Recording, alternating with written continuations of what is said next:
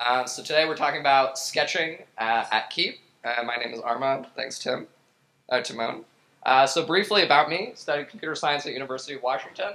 I've had a long-standing interest in event streams, just from ingestion, handling, processing, and primarily around analytics extraction. And to that end, I've been working at Kiip as the primary scaling and analytics engineer for the last 2 years, which has really helped me learn a lot about event stream analytics. And you can find me all over the internet as at Armon. So probably most people are wondering what even is Kiip, why is there relevance here? And we've heard a lot about advertising today, and Kiip is an advertising network. The twist is we are a rewards network, and this will become more important later, but basically our inventory has tangible value, and because of that there's more expensive tracking we have to do for impressions. And to give a context of scope, we see about 60 million unique devices a month. They generate about 100 million requests a day, and from that we generate an event stream of about 500,000 events per minute. And so the fan out on an API call is something like 5 to 50 events per API call that we get. And these metrics are kind of split into two categories. One that I consider easy metrics to handle, and they're easy because they're stateless. So these are things like number of API calls, impressions, clicks, engagements. Really all you have to do is like roll them up in memory for some time period and then flush it to a durable store. Not super difficult. But then there's a class of hard analytics. And these ones are painful explicitly because they have state. And these are things like unique users. So how many unique users have I seen in Canada today? User retention. If you played today, did you play yesterday, last week, last month? And cohorts. So Kiip has a number of cohorts we care about. These are things like, have you redeemed a reward? Have you ever seen a Best Buy thing? Have you interacted with a Starbucks campaign? Yada, yada. And so we've gone through a number of evolutions in trying to tackle this problem. It's kind of a truism that the first solution to everything involves slamming a SQL database in there. And, all the other speakers have had a joke. The joke was on us. We used Mongo. So it worked really well. So as you can imagine, in the early days of Kiip, when it was like a VC pitch, it was like, cool, we have 3 users and 3 rows of Mongo. It's fantastic. But as you scale up, basically it becomes a problem of trying to index this data. So every time, we're getting a new user coming on the network, and we have to say, hey, have we seen you today or last week? It involved doing an index scan. And before you know it, you're doing index scans over billions of rows, and the system is just falling over because it's too slow. And so as we ramped up the number of users on our Kiip network, the system basically fell over. It was too expensive to maintain. We were looking at like managing sharded Postgres systems, and it was like, if we hate ourselves enough, we could try. But what we ended up doing was just ingesting the data, data warehousing it to S3, and moving to a MapReduce system. So this enabled us to still continue doing the analytics that we wanted and providing these features to our users and developers. But unfortunately, we lost our real-time nature. We went from analytics that were updating in 500 milliseconds to now we have over 24-hour delays on everything.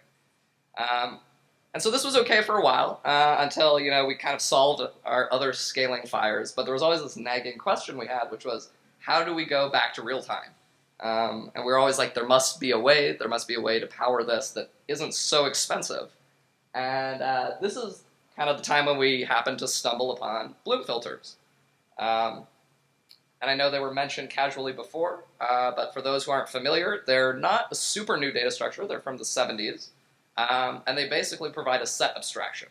So, you can add things to the set, then you can ask, hey, is this in the set? And it'll say yes or no. And the twist to it is basically that there's a possibility of a false positive. So it might tell you, yes, foo is in the set, but foo is actually not in the set. And the key here is that there's a tunable error parameter, so you can control the rate of false positives. And there's basically a direct trade-off between fewer false positives and more memory utilized. But even with this trade-off, what's a deal maker for this is that they're incredibly scalable. We're talking about on the order of 10 bits per entry. So a commodity box these days could hold on the order of billions of keys. So we're looking at this and we're like, great, we run the math and we're like, okay, so we need 5 gigs of RAM on one box to power all of our analytics for this, foreseeable future. Um, and so this is kind of like the research versus the productionizing piece was like, I went to my boss, the CTO. I was like, hey, there's this bloom filter thing.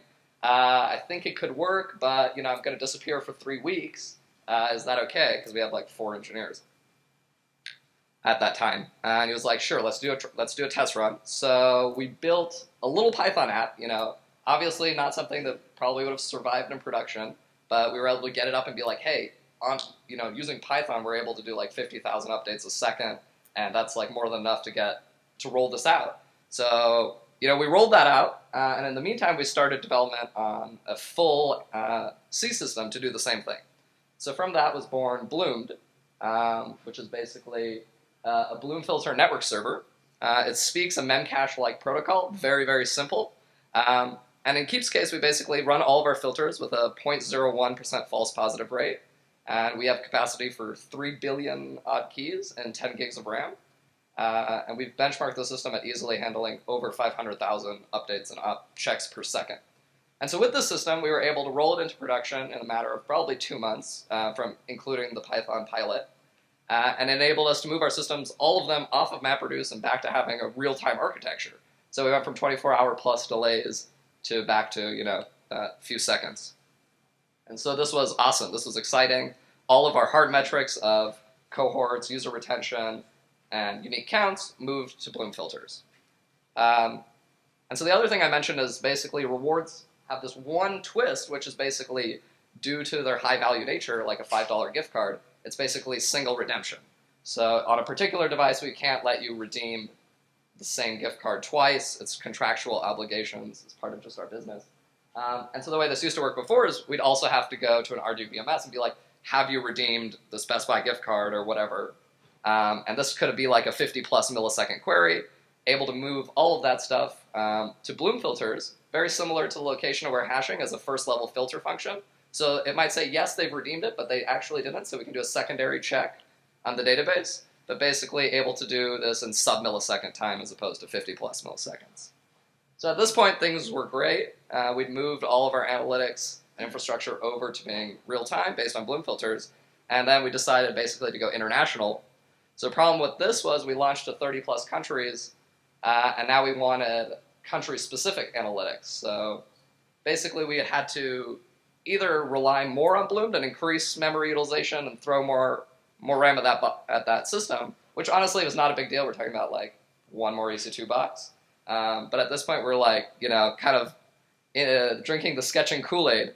So we were like, there must be a better way to do this. We might be able to even save more on this, which is when we came across hyperlog logs, which I guess we'll be talking about at the closing keynote. And what they do is similar to Bloom filter, except instead of the set abstraction that lets you basically say, does this specific user exist in the set, it only can estimate the size. But what's incredible is the space utilization is log-log. So with 5 bits, you can count into like 2 to the 32 or 4 billion devices, which is just like, you read it and you're like, it's not really possible. And it's fast, it's very fast, because at the heart of it is literally one hash function and an index update. So again, go to my boss, I'm like, hey, this thing looks too good to be true, but maybe we should try it, because it seems awesome. So from that, HLLD was born. I know the naming scheme's super creative. It's based on the same Bloomed core, so a lot of it is shared, same ASCII protocol, all that stuff, wraps a different data structure. Also incorporates Google's recent paper. They published something, 2-3 months ago now, where they basically use large MapReduce jobs to figure out what is the empirical bias correction that should be used. It's kind of like minor tuning details, but basically just to improve the errors. And again, just to give an example of it, at our scale, we're using it with a configured 1.6% variance, which works out to precision of 12 for those who are familiar. And with 20,000 plus hyperlog logs, we use 60 megs of resident memory, able to push over 1 million ops a second on one box. Not that we use a fraction of that even. And so basically between these two tools, we ended up in a situation where we kind of had the right tool for the job for all of our hard kind of analytics problems.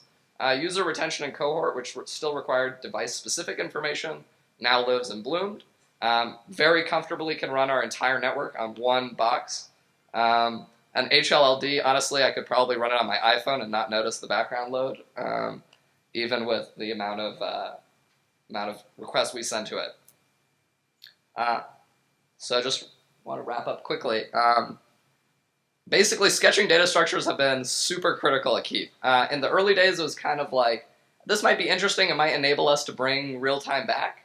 But since then, just due to the growth we've undergone and basically the demands of our customers, they're critical now to our business function. Basically, we'd be unable to provide the analytics we do without them.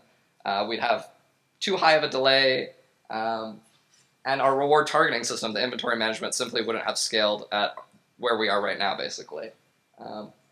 They would have scaled, but very, very cost ineffectively. So as with everything, there's definitely trade-offs involved.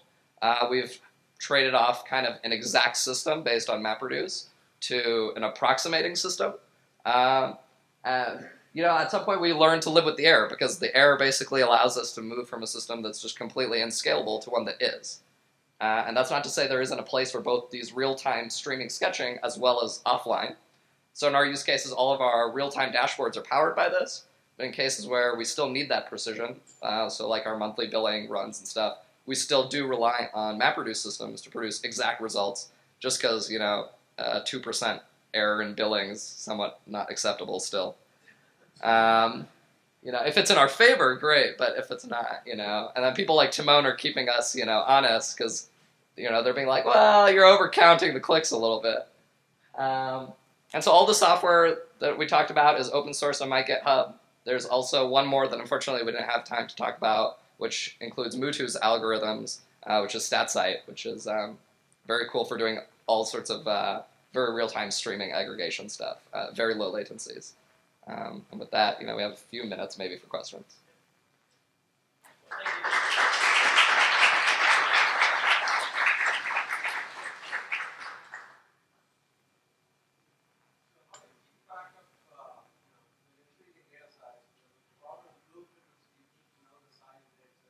Right. Right. Yeah, so what we do is Bloom internally uses scaling Bloom filters. So it actually will dynamically basically layer multiple Bloom filters and handle all that logic for you. So as it kind of hits that saturation point, it'll dynamically grow them internally. And it's all abstracted behind the client interface, so you don't really notice it's happening. And then what we do is all of our filter names are actually indexed on a date. So basically, they're only used for a certain period of time. So after a month, that Bloom filter, we just throw it away and create a blank, fresh one. So they're not growing unbounded forever.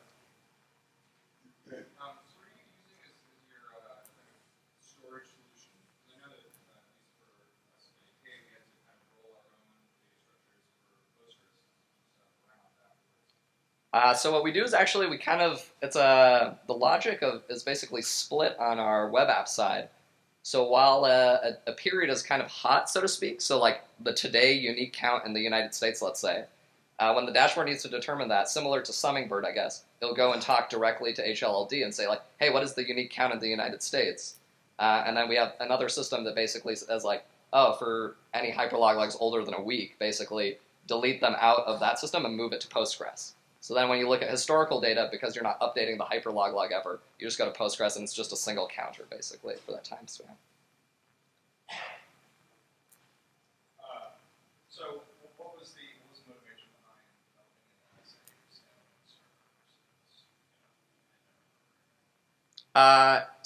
It was just because we needed it to be shared among all of our web servers. That was the problem. So this way, all of the web servers can just connect to it and query them independently, as opposed to, I don't even know how to make it work otherwise, yeah. So follow up that. What happens when, how do you deal with downtime? So we have, there's an experimental thing I've been playing with that attaches basically a dynamo ring in front of it. So basically for every key, you basically shard your Bloom filter across a ring. And so in that case, basically you can say, I need at least 2 of my virtual partitions to respond to me before I consider the key set. And this way you basically get high availability in the case of node failure. Right now it does read repair, but it won't do anything like more intelligent of copying over the old filters or anything. Yeah.